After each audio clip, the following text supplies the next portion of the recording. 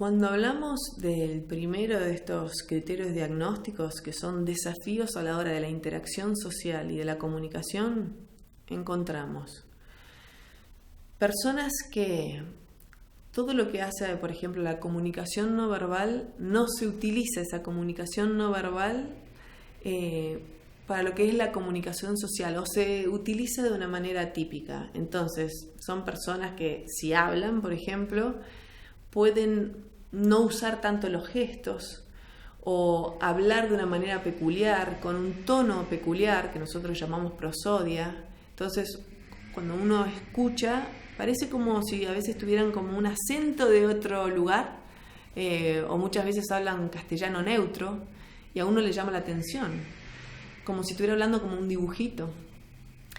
También a la hora de interactuar socialmente puede haber como dificultad a la hora de iniciar interacciones sociales o de mantener relaciones sociales. Puede haber dificultad a la hora de inferir cuáles son las intenciones y los deseos y los estados mentales de otras personas. Esta capacidad se llama teoría de la mente, que es la capacidad de inferir qué está en la mente de otra persona, y a veces a las personas dentro del espectro autista esto les cuesta un poquito. Por eso muchas veces son quizás más vulnerables al engaño, o a veces no entienden las ironías, o a veces no entienden los chistes. Y lo que a veces uno también nota es a la hora de la reciprocidad social, por ejemplo, algo tan importante como es la mirada y toda la información que contiene la mirada. Las personas dentro del espectro muchas veces no usan la mirada para regular la interacción social con otros. La mirada es muy poderosa y yo a veces con una mirada puedo lograr que alguien cambie la conducta o puedo transmitirle cuál es mi intención. Las personas dentro del espectro muchas veces no usan la mirada con esta intención de regular la interacción social o de que la otra persona haga algo distinto de lo que está haciendo. Por eso quizás en los chicos muy chiquititos esta falta de contacto visual que nosotros vemos en los primeros años de vida, que no es necesariamente falta de contacto visual, quizás pueden mirar a los ojos, pero no usan esa mirada para regular esa interacción. Y en gente más grande, la verdad que vemos a veces que pueden como evitar el contacto visual, Hay gente que también se estresa mucho, que toda la información que contiene una mirada es como tan fuerte que a veces necesitan como evitar ese contacto en fin de preservarse de un estrés significativo.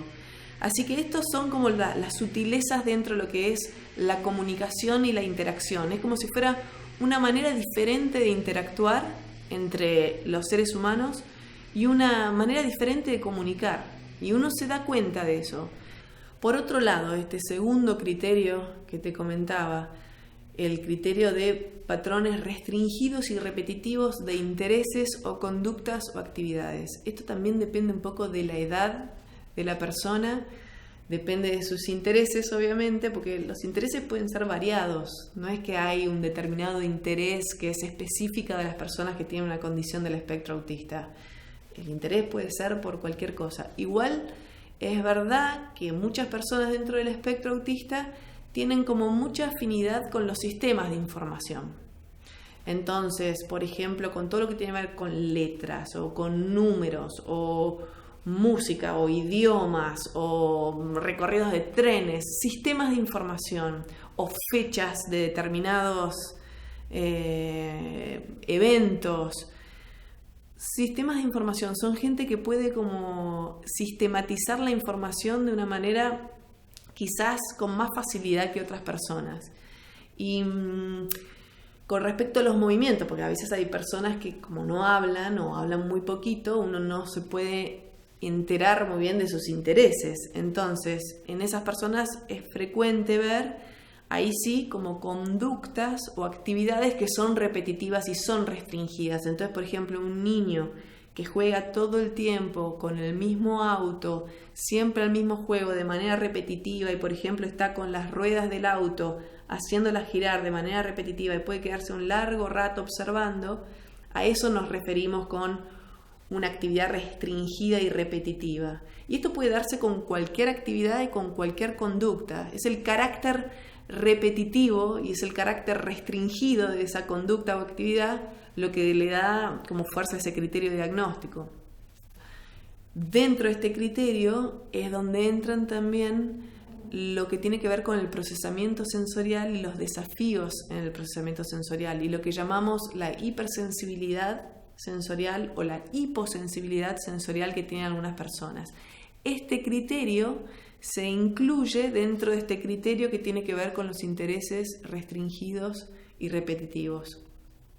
Por ejemplo, los temas de procesamiento sensorial, los más evidentes que solemos ver es, por ejemplo, con lo auditivo, ¿no? Es muy frecuente ver gente con hipersensibilidad auditiva y que hay ruidos o situaciones que le generan como mucho estrés y vamos a ver quizás un niño tapándose los oídos porque ese ruido específico es muy desorganizante a nivel conductual para él.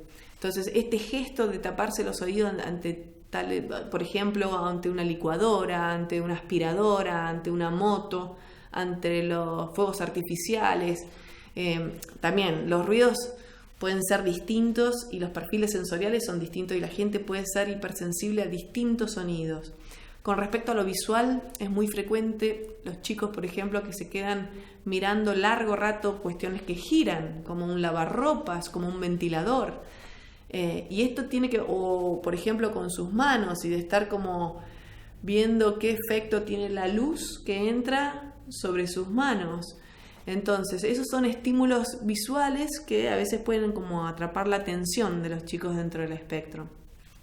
Esto se da en todos los sentidos, se puede dar en todos los sentidos. También en los olores, puede haber olores que molestan, puede haber colores que llaman la atención o que realmente les interesa mucho.